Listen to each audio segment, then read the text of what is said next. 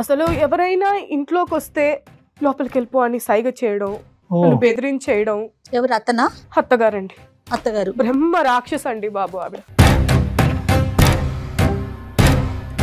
నువ్వేమైనా ఉద్యోగం చేసుకుంటున్నావా? బయటకు వెళ్ళేదాన్ని? అసలు హౌస్ అరెస్ట్ అండి ఆవిడ. ఎప్పుడు అంతేనా? ఎక్కడికి వెళ్ళినా కూడా వెళ్ళినా బయట గొల్లం పెట్టేస్తుంది సార్. 6 months బ్యాక్ మా మామయ్య గారు చనిపోయారండి. అయితే ఇతను పంతులు గారు అది వెంట్రుకలు తీసేయాలండి, లోపల అది జుట్టు క్లీన్ చేసేయండి అని చెప్పారు. సరే అని లోపలికి వెళ్ళాను, అక్కడ జుట్టు లేదు. ఒరిజినల్ కాదా హెయిర్? లేదు సార్.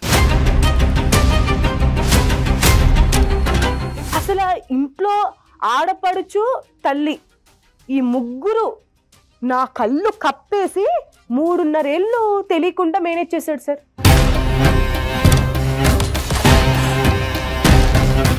జుట్టు ఎలా మెయింటైన్ చేయగలరు డాక్టర్ గారు? పగలు రాత్రి అసలు తలస్నానం చేయడానికి వెళ్ళి కూడా అసలు జుట్టు తడిచి ఉండేది కాదు. తల్లిదండ్రులు కూడా వదిలి వచ్చిందని చెప్పి ఆ సిచ్యువేషన్ ని అడ్వాంటేజ్ తీసుకుని ఇంకెక్కడికి పోతాదిలే అని చెప్పి ఆ అమ్మాయికి మొత్తం జైలు అనేటటువంటి విధంగా ఈ రోజు క్రియేట్ చేశారు మీరు. 20 సంవత్సరాలు పెంచిన తల్లిదండ్రులు వదిలేసి వచ్చిన అమ్మాయి నాతోటి ఏముంటదని నేను జాగ్రత్త పడ్డాను. తల్లిదండ్రులు జాగ్రత్త పడలేదు, నేను జాగ్రత్త పడ్డాను. ఒక నిమిషం ఆగుతావా? నేను మాట్లాడాలి. ఏం మాట్లాడతావు? ఇంకా పొయ్యి ఆడ కూర్చున్న తర్వాత పరువేది. నువ్వు 19 ఏళ్ళ అమ్మాయి తల్లిదండ్రులు ఎందుకు వదిలేసుకుని వస్తున్నావు? నాకు 43 ఏళ్ళు, నేను పెద్దవాడిని చెప్పొచ్చు కదా. నేను దాచడానికి నీ మనిషినే నీ కళ్ళ ముందున్న 6 అడుగుల మొగాడిని నీ కళ్ళ ముందు ఉంటే నీ కళ్ళకి నేను కనపడ్డాను కదా. దాచేదేముంది? నీ కళ్ళు కామంతో మూసుకుపోయినాయి. ఆ విడాకులనే జరగవు. ఏం మాట్లాడేది ఏముంది? అంత నీ ఇష్టం కాదు, నా ఇష్టం కాదు, నీ ఇష్టం. తల్లిదండ్రులు వదిలేసి వస్తే ఇంకొక మాట అన్నావు అనుకో నా పేరెంట్స్ గురించి చెప్పుతా కొడతారు ఎదవా.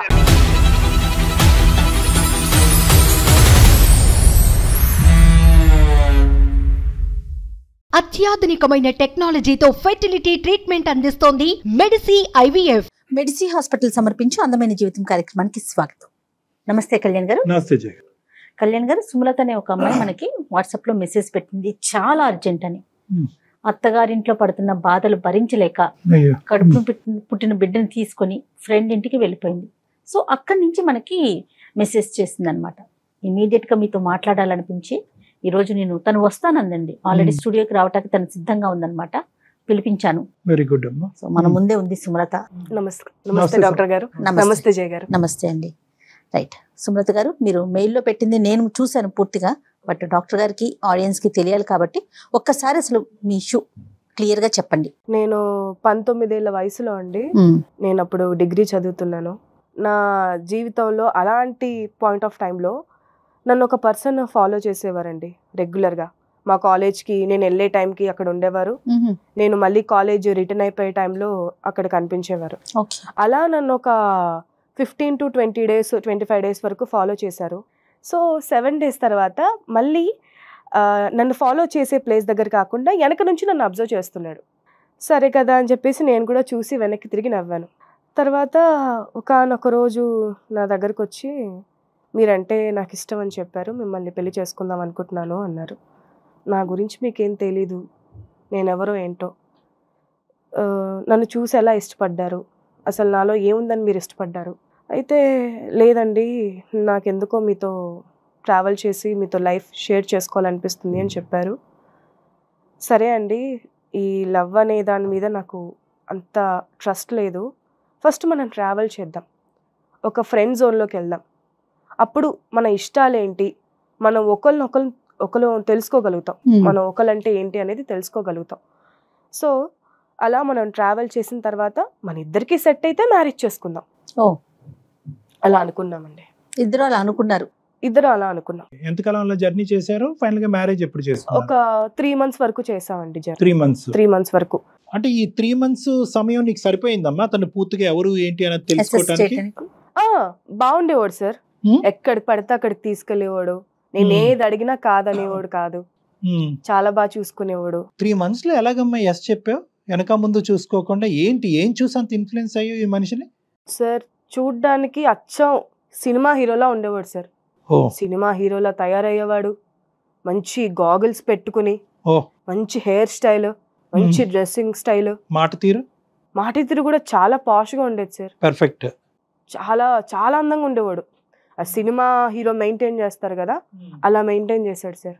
తర్వాత ఏమైందమ్మా? పేరెంట్స్ కి చెప్పావా? మీ పేరెంట్స్ ఒప్పుకున్నారా? లేదు సార్. చెప్పారా మీరు? చెప్పాను సార్. చాలా గొడవ అయిపోయింది సార్ ఇంట్లో. పెళ్ళి ఏంటి అసలు, ఏమనుకుంటున్నావు నువ్వు, ఈ కాలం అబ్బాయిలు ఎలా ఉన్నారు అని. వచ్చారా దగ్గరుండి పెళ్లి చేశారా? లేదు సార్. నేను ఇంకా ఏడుస్తే, ఇంకా అన్నం తినకుండా ఇంట్లో రచ్చ చేస్తే, ఇంకా ఒకానొక రోజు నన్ను గుడికి తీసుకెళ్ళి, ఇంకా మాకు సంబంధం లేదు, నీ లైఫ్ ఏదో నువ్వు చూసుకో, పెళ్లి చేసేసుకో అని పంపించేశారు సార్ ఇంట్లో నుంచి. సో వాళ్ళు కూడా దగ్గరుండి ఏం పెళ్లి జరిపించలే? ఎన్ని ఇయర్స్ అవుతుంది పెళ్లి అయ్యండి? 4 years అవుతుంది మేడం. ఏంటమ్మా నీకు అంత ఇదిగా కనిపించింది ఏంటమ్మా మనిషిలో? ఇంటికి తీసుకెళ్ళాడు సార్. ఇంటికి తీసుకెళ్లి పేరెంట్స్ ని పరిచయం చేశాడు. మంచి టైం స్పెండ్ చేసాం నా ఆడపడుచుతో, మంచి టైం స్పెండ్ చేసాం. సో ఇతని క్వాలిటీస్ నచ్చినాయి, అటు ఫ్యామిలీ క్వాలిటీస్ కూడా చాలా బాగుండేది. అన్ని విధాలుగా నచ్చిన తర్వాత ఓకే చెప్పావు? అన్ని రకాలుగా చూసే, అంటే లోపలికి వెళ్ళే వరకు తెలియలేదు సార్ నాకు వీళ్ళేంటో. ఏంటమ్మా మరి సర్వైవల్ ఎలా ఉంది? మరి ఏమైంది మ్యారేజ్ తర్వాత? చెప్పండి ఒకసారి. నీ అసెస్మెంట్ అంతా కరెక్ట్ అనిపించిందా, తప్పు అనిపించిందా ఆ మనిషి గురించి? హెరాస్ చేస్తున్నారు సార్. ఎలాంటి హెరాస్మెంట్? ఎక్కడికి బయటికి వెళ్ళనివ్వకుండా, అయ్యో, ఒక ఫంక్షన్ కి తీసుకెళ్లకుండా, అసలు ఎవరైనా ఇంట్లోకి వస్తే లోపలికి వెళ్ళిపో అని సైగ చేయడం, బెదిరించేయడం. ఎవరు? అతనా? అత్తగారండి. అత్తగారు బ్రహ్మ రాక్షస్ అండి బాబు ఆవిడ.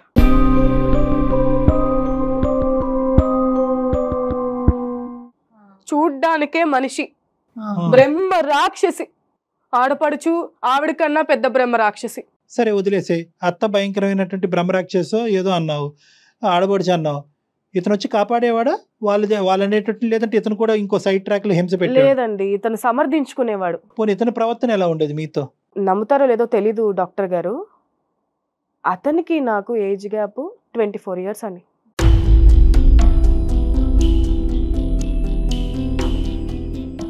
అతనికి నాకు ఏజ్ గ్యాప్ 24 years అని తెలిసిందండి. 24 years అమ్మా? 24 years అండి. 24 years గ్యాప్ మెయింటైన్ చేయగలిగే అంత గొప్పగా ఎలా మెయింటైన్ చేస్తారమ్మా ఎవరన్నా? నాకు అర్థం కాలే అసలు. అట్లెట్లా అండి? అది కరెక్టేనా మీరు అనేది? ఆ ఏజ్ గ్యాప్ అనేది 24 years అనేది మీకు చూపిస్తాను మ్యామ్ మీకు కాల్తే. ఒక రోజు బీరువా సర్దుతున్నప్పుడు ఆధార్ కార్డు బయటపడింది, చూస్తే నాకు తనకి మధ్య 24 years ఏజ్ గ్యాప్ మ్యామ్. అంటే నీకు 19 years గా ప్రేమిస్తున్నప్పుడు ఇతని వయసు 43 సంవత్సరాలా? అంతే సార్.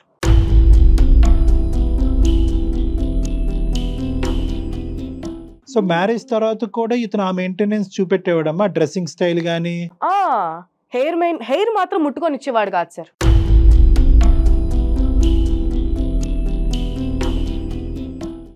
నేను మంచం మీద పడుకున్నప్పుడు జుట్టు పట్టుకుని హెయిర్ చాలా బాగుంటే వద్దు వద్దని ఏదో రకంగా తప్పించుకుని, ఏదో రకంగా చిరాకు పడిపోయి ఇంకా అవాయిడ్ చేసేసేవాడు సార్. అసలు తలస్నానం అంటే ఎప్పుడైనా పండుగలు పబ్బాలు వచ్చినప్పుడు అనిపిస్తుంది కదండి, హెడ్ బాత్ చేయించాలి హస్బెండ్ కి అని, అసలు ముట్టుకొని ఇచ్చేవాడు కదా సార్.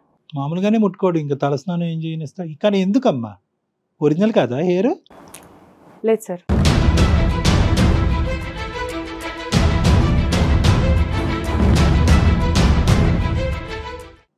ఎలా తెలిసింది అతను హెయిర్ ఒరిజినల్ కాదని మీకు?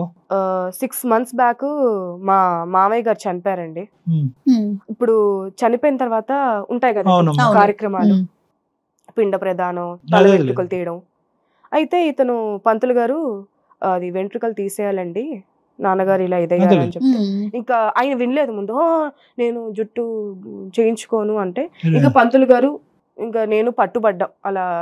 సరే నేను లోపలికి వెళ్ళి, నేను అతను వెళ్ళి ఓ 5 minutes తర్వాత బయటకు వచ్చారండి ఆయన. అక్కడ చూస్తే డాక్టర్ గారు గుండు మీగడ్లాగా మెరిసిపోతుందండి. నున్నగా ఉంది, షేవ్ చేసిన హెడ్ లా లేదు అస్సలు. నేను సరే అక్కడ ఎవరో చెప్పారు లోపల అది జుట్టు క్లీన్ చేసేయండి అని చెప్పారు. సరే అని లోపలికి వెళ్ళాను, అక్కడ జుట్టు లేదు.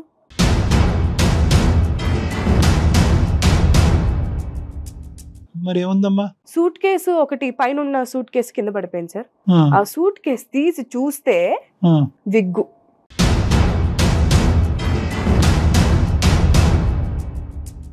సో వయసు అబద్ధం అన్నది ఆధార్ కార్డు దొరకటం వల్ల తెలిసింది. అవును సార్. జుట్టు అబద్ధం అన్నది విగ్ దొరకటం ద్వారా తెలిసింది. అంతే సార్. అంతే కదమ్మా? అంతే అండి. ఎంతకాలం మెయింటైన్ చేశాడమ్మా? 3.5 ఏళ్ళు సార్. 3.5 ఏళ్ళు అసలు ఇంట్లో ఆడపడుచు తల్లి ఈ ముగ్గురు నా కళ్ళు కప్పేసి 3.5 ఏళ్ళు తెలియకుండా మేనేజ్ చేశాడు సార్.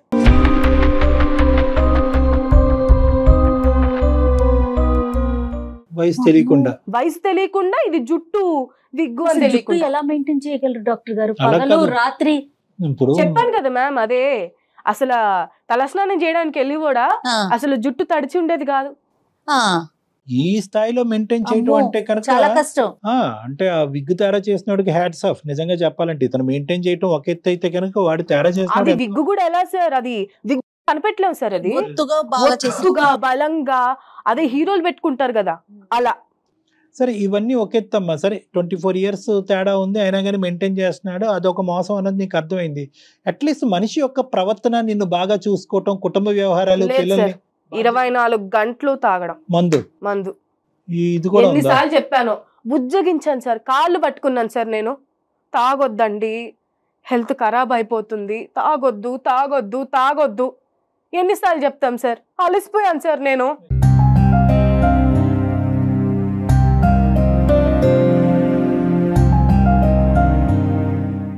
తాగిన తర్వాత ప్రవర్తన ఎలా ఉంటదమ్మా? ఇంటికి వచ్చి నన్ను అది చేసుకురా ఇది చేసుకురా హింస పెట్టేవాడా? హింస పెట్టి గోడకేసి కొట్టివాడు. పిల్లలేమో ఏడ్చేవారు సార్.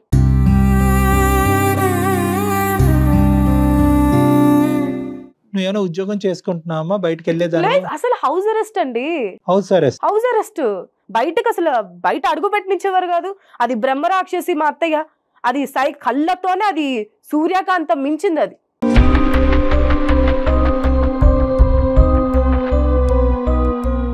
మరి ఈ రోజు ఇక్కడికి ఎలా రాగలిగావమ్మా? ఎంత కష్టపడ్డావు ఇక్కడ రావడానికి? మొన్న ఫంక్షన్ అయితే సార్, మా అత్తగారు పక్కన ఫంక్షన్ అయితే ఫంక్షన్కి వెళ్ళారు. ఇంట్లో ఎవరు లేరు, గడబెట్టేశారు. బయట గడబెట్టేసుకుని పోయింది. ఆవిడ ఎప్పుడు అంతేనా? ఎక్కడికి వెళ్ళినా బయట గొల్లం పెట్టేస్తుంది సార్. నువ్వు బయటకి వెళ్ళలేవు? బయటకి వెళ్ళలేను. బయటకి వెళ్ళకూడదు అని చెప్పేసి గొల్లం పెట్టేస్తుంది. ఫోన్ యాక్సెస్ ఏమీ లేదు సార్. అసలు ఫోన్ ముట్టుకొని ఇచ్చేవారు కాదు సార్. పక్కనకి వచ్చి కూర్చునేవారు. ఫోన్ ముట్టుకుంటే గడబెట్టేసి పోయింది సార్. నేను గట్టిగా కొట్టేశాను సార్. ఇంక ఏడుస్తూ తీయండి తీయండి అంటే అక్కడ వెళ్ళే వాళ్ళు ఎవరో డోర్ తీసేశారు. నేను కట్టు బట్టలతో పిల్లల్ని పట్టుకుని బయటకు వెళ్ళిపోయాను సార్.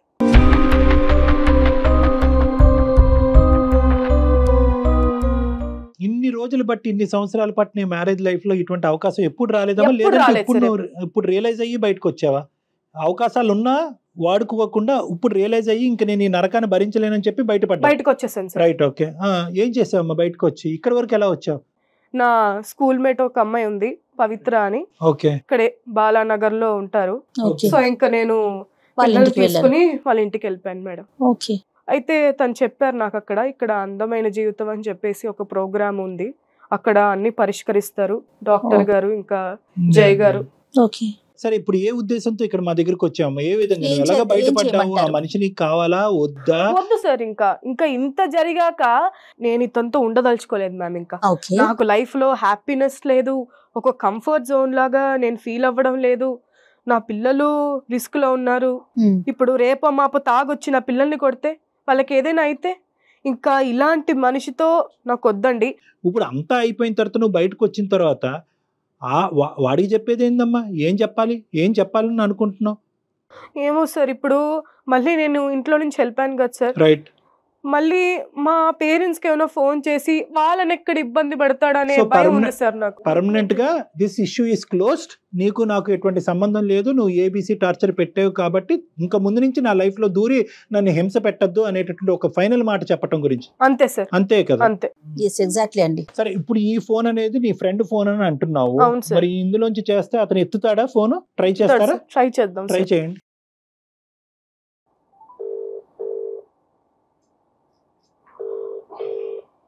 హలో. నేను ఇక్కడ సుమన్ టీవీలో అందమైన జీవితం ప్రోగ్రాంకి వచ్చాను. ఎందుకు వచ్చావు? ఈ ఫోన్ నెంబర్ ఎవరిది? ఎక్కడి నుంచి మాట్లాడుతున్నావు? ఏంటి అసలు? వారం రోజులు అయిపోయింది, నీ అడ్రస్ లేదు, ఏం లేదు, పిల్లలు ఎలా ఉన్నారు తెలియదు, నేను ఎంత టెన్షన్ అవుతున్నాను. ఇంకా నువ్వు నాకు వద్దు. వద్దు అంటే ఎలా? వద్దు అంటే ఎలా ఏంటి? ఇంకా ఇంత టార్చర్ పెట్టిన తర్వాత అర్థం చేసుకోకుండా ఇంకెలా ఉంటాను నేను నీతోటి? ఏం టార్చర్ పెట్టాను నేను? ఏం టార్చర్ పెట్టావా? బట్టతలని చెప్పేసి నాకు తెలియకుండా 3.5 సంవత్సరాలు మేనేజ్ చేసావు, ఇంకా వయసు దాచిపెట్టావు. అది కాకుండా నన్ను అర్థం చేసుకోకుండా రోజు తాగొచ్చి కొట్టడం. ఎవరుంటారు ఇంకా ఇలా చేస్తే? ఏ అమ్మాయి ఉంటది నీతోటి? కనీసం మనుషులైనా మంచోళ్ళ అంటే ముగ్గురికి ముగ్గురే. ఇదిగో చూడు, నువ్వు నాకు నీతులు చెప్పాల్సిన అవసరం లేదు. నీతులా? నీలాంటి ఏదో గొయ్యి తీసుకప్పెట్టాలి. నీతులేంట్రా నీతులు? మర్యాదగా మాట్లాడు. నీలాంటికి మర్యాద? అబ్బో, ఆ పేరు చెప్పడానికి కూడా నీకు హక్కు లేదు. వాళ్ళు రాలగొడతారు దవ్వా.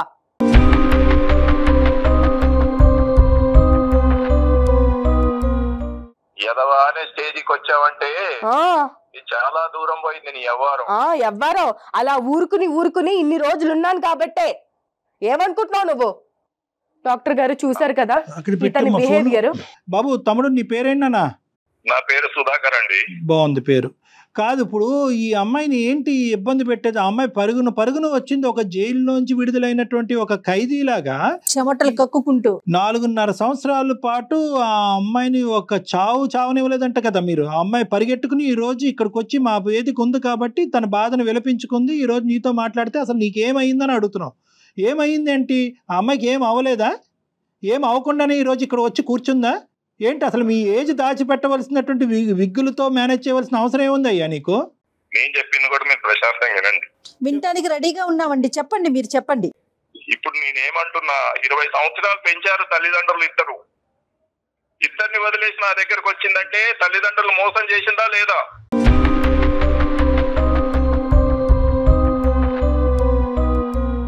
ఈ రోజు నా బొచ్చు బాగాలేదని ఇంట్లోంచి వెళ్ళిపోయింది. 2 సంవత్సరాలు 2 పిల్లల్ని కన్న తర్వాత వీడు బొచ్చు బాగాలేదు, వీడు అందగాడు కాదు, అప్పుడేమో అందగాడు అని అప్పుడు వచ్చింది, ఇప్పుడేమో బాగాలేదని వెళ్ళిపోయింది.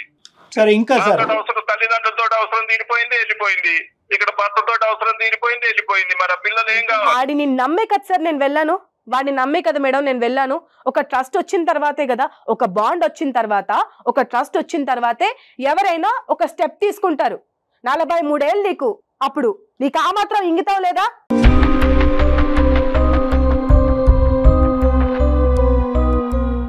ఇప్పుడు ఆ అమ్మాయి ఇక్కడికి ఎందుకు వచ్చి కూర్చుందంటే మీ నెత్తి మీద బొచ్చు లేదని కాదు, లేదంటే మీరు వయసు నిమిత్తం అబద్ధం చెప్పారు అనేది కాదు. ఆ 2 ఫ్యాక్టర్స్ ఒకప్పుడు ఫ్యాక్టర్స్. అవి కప్పిపుచ్చినా కూడా నేను అట్లీస్ట్ ఆ వ్యక్తి యొక్క వ్యక్తిత్వం మంచిగా ఉంటే కనుక నేను అక్కడే ఉండేదాన్ని, బాధ్యతాయుతంగా ఉంటే కనుక అక్కడే ఉండేదాన్ని, తాగుడు అనే అలవాటు లేకపోతే అక్కడే ఉండేదాన్ని, నన్ను చక్కగా నన్ను పిల్లల్ని చూసుకుని నన్ను హింస పెట్టకుండా అతను వాళ్ళ అమ్మ నన్ను టార్చర్ పెట్టకుండా ఉండుంటే కనుక అసలు బొచ్చు అనేటి విగ్గు అనే అంశం కూడా లెక్కలో లేనిది, వయస్సు అనే అంశం కూడా లెక్కలో లేనిదనే అంశాలు ఇక్కడ చెప్పింది.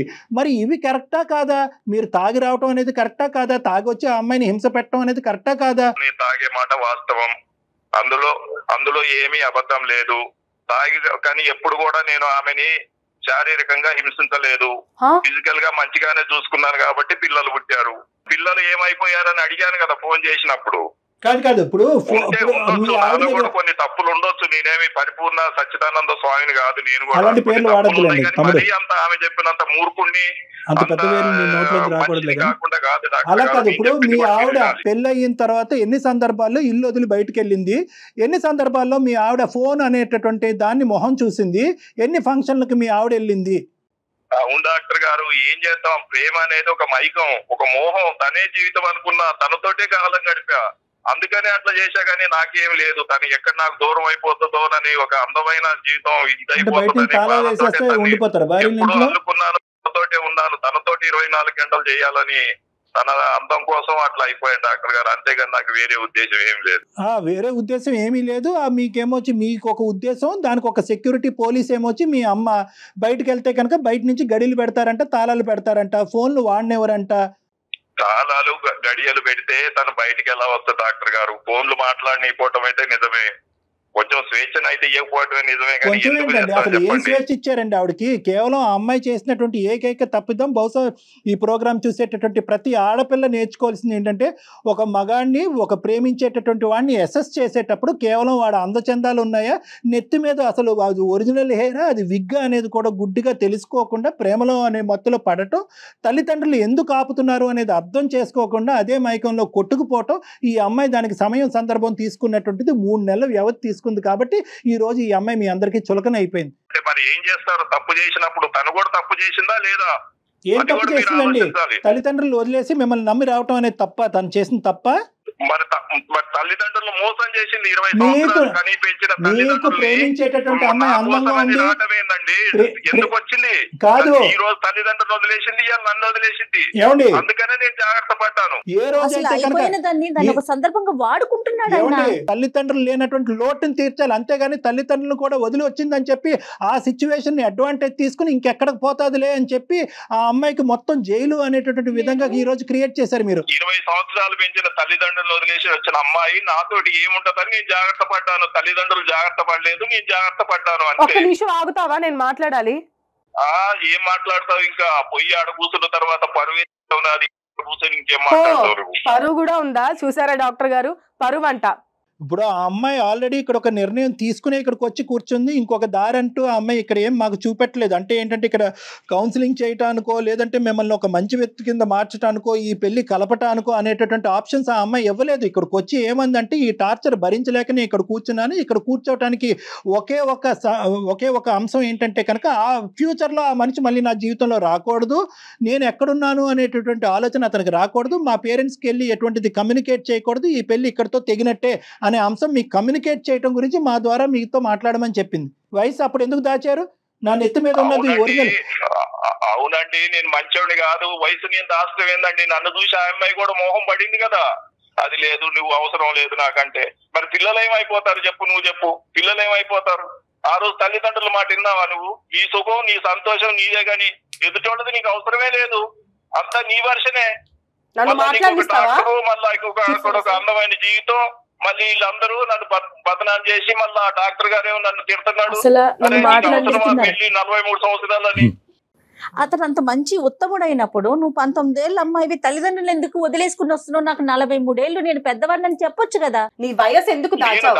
నేను దాచటానికి నీ మనిషినే నీ కళ్ళ ముందున్న 6 అడుగుల మొగాడిని నీ కళ్ళ ముందు ఉంటే నీ కళ్ళకి నేను కనపడ్డాను కదా. నేను దాచేదేముంది?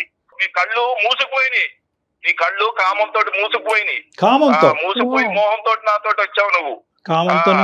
ఇంకా ఇప్పుడేమో నాకు నీతులు చెబుతున్నావు, నీకు వయసు దాచిపెట్టావు. సుధాకర్ గారు, సార్ చెప్పండి సార్. ఇంకా ఎక్కువ మాట్లాడవలసినటువంటి అవసరం లేదు, ఎందుకంటే ఆ అమ్మాయి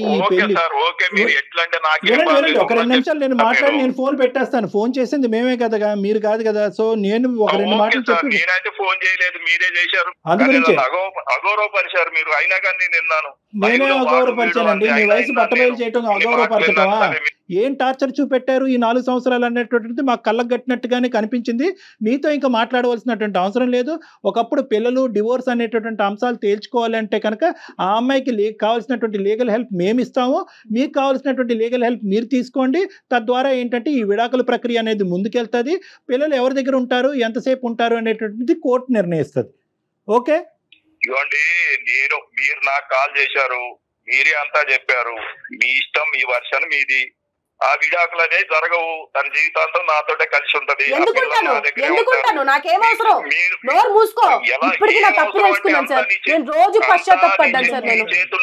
నీ చేతుల్లో అంతా ఉండదు. ఒక బాండింగ్ తెగిపోవాలంటే నీ చేతుల్లో అంతా ఉండదు. ముట్టుకోవడానికి, మాట్లాడడానికి, పక్కన కూర్చోడానికి కూడా హక్కు లేదు. ఏం మాట్లాడుతున్నావు? ఏం మాట్లాడేది ఏముంది? అంత నీ ఇష్టం కాదు, నా ఇష్టం కాదు. నీ ఇష్టం. తల్లిదండ్రులు వదిలేసి వస్తే ఇంకొక మాట అన్నావు అనుకో, నా పేరెంట్స్ గురించి చెప్పుతా కొడతాను ఎదవా. 100 సార్లు తల్లిదండ్రులను వదిలేసింది. సరే, తను చెప్పుతో తనే కొట్టుకుంది. అదే తల్లిదండ్రుల దగ్గర తీసుకెళ్లే బాధ్యత మాది. ఆ అమ్మాయి పిల్లల్ని అక్కడ అప్పచెప్తాము. మీరు ఏ కోర్టు ప్రక్రియ ద్వారా వెళ్తారు అనేది మీ ఇష్టం. ఆ అమ్మాయి మీతో మాత్రం కలిసి ఉండాలనే ఆలోచన ఆ అమ్మాయికి లేదు. అది ఆ అమ్మాయి హక్కు. మీరు నాకు ఫోన్ చేశారు కదా, కంక్లూజన్ నేను కూడా ఒక మాట చెబుతాను. నేనండి, తల్లిదండ్రుల నుంచి నాకు విడాకులు ఇప్పిస్తారని మీరు అంటున్నారు. అది జరిగే పని కాదు, సమాజం హర్షించదు, తల్లిదండ్రులు కూడా ఒప్పుకోరు. ఆ భర్తతోటి ఉండు, వాడు పెళ్లి చేసుకున్నాడు ఏదో ఒకటి, ఆ పిల్లల కోసం భరించు, ఆ రోజు మమ్మల్ని వదిలేసి వెళ్ళిపోయావు, ఈ రోజు మళ్ళీ మొగుడిని వదిలేసి మా దగ్గరకు వచ్చావా, పిల్లలు ఏమైపోతారు, కోర్టు కూడా నాకే సపోర్ట్ చేస్తుంది, మీ సుమన్ టీవీ వచ్చినా ఇంకెవరు వచ్చినా అందరు కలిసి ఉండండి రాబాయ్ అని చెబుతారు. పెళ్లి అంటే 100 ఏళ్ళ పంట అంటారు. ఏం బాధ లేదు. సంతోషం అండి, ఊహల్లోనే బతకండి. చాలా సంతోషం. చాలా మంచి నిర్ణయం తీసుకున్నాం. ఆ మనిషి ఏంటనేటటువంటిది ఈ 10 నిమిషాలు అతను మాట్లాడితే మాకు అర్థమైంది. అతను ఎక్కడ కూడా అతను చేసినటువంటి తప్పులు, దాచిపెట్టినటువంటి అంశాలు ఎక్కడ కూడా 0.5% కూడా కనికరం లేదు అని అనిపిస్తుంది. ఒకటైతే ఒకటమ్మ, ఈ రోజు ఇక్కడికి వచ్చినందుకు, నిర్ణయం తీసుకున్న తర్వాత ఇక్కడికి వచ్చినందుకు మేము అందరం హర్షిస్తున్నాం. ఎందుకంటే ఇక్కడ ప్రధానంగా నీకు సపోర్ట్ అనేటటువంటిది కావాలి ఈ సముద్రం దాటు. ఎందుకంటే అతను ఛాలెంజ్ చేస్తున్నావు, ఎక్కడికి వెళ్తావు, ఏం చేస్తావు, అటు తిరిగి ఇటు తిరిగి సమాజం మళ్ళీ నాతోనే కలుపుతుంది అనే ఛాలెంజ్ చేస్తున్నాడు. కాబట్టి ఇక్కడ మీ పేరెంట్స్ తో కూడా మేము మాట్లాడుతామమ్మా. పేరెంట్స్ తో మాట్లాడి వాళ్ళకి సర్ది చెప్పేటటువంటి ప్రయత్నం, తెలిసి తెలియని తప్పు చేస్తా. ఇంకా నేను నా పేరెంట్స్ తో ఉంటాను మ్యామ్. దయచేసి మా పేరెంట్స్ తో నన్ను కలిపే బాధ్యత మీది. నేను నా కాళ్ళ మీద నిలబడి నా పిల్లల్ని చూసుకోవాలని నా కోరిక. నాకు జీవితంలో ఇంతకంటే ఇంకేం వద్దు సార్. నా పిల్లల్ని చూసుకోవాలి, నా పిల్లలు బాగుండాలి. ఎప్పట్లాగా నేను మా పేరెంట్స్ తో కలిసి ఉంటాను. అక్కడ నేను వాడిని నమ్మొచ్చాను, ప్రేమతో వచ్చింది కనిపించట్లేదు, నువ్వు ఎలా వచ్చావు, నీ కళ్ళు కామంతో మూసుకుపోయినాయా అని నన్ను బ్లేమ్ చేస్తున్నాడు. ఒక ఆడపిల్ల ఒకరితో వెళ్ళిందంటే ఏ నమ్మకంతోనే కదా సార్ వెళ్ళేది. నీకు కళ్ళు మూసుకుపోయినాయా, నువ్వు అలాంటి దానివి, నువ్వు నా నుంచి విడిపోకూడదు, ఆ స్వేచ్ఛ కూడా ఇవ్వట్లేదు నాకు అంటే మీరు అర్థం చేసుకోండి డాక్టర్ గారు. తప్పకుండా పేరెంట్స్ తో మాట్లాడే బాధ్యత కళ్యాణ్ గారు తీసుకుంటారు. దయచేసి నాకు ఏదో ఒక దారి చూపించండి. తప్పకుండా సుమలత, మీరు ధైర్యంగా ఉండండి. పేరెంట్స్ తో మాట్లాడదాం. నెక్స్ట్ ఏం చేయాలనేది లీగల్ గా వెళ్లే అవకాశం మనం ఎలా ఉందో ఏంటో చూద్దాం. కళ్యాణ్ కూడా మేము హెల్ప్ చేస్తామా, లీగల్ సపోర్ట్ కూడా మేము తీసుకురావడానికి ట్రై చేస్తాం. రైట్. నమస్తే. నమస్తే.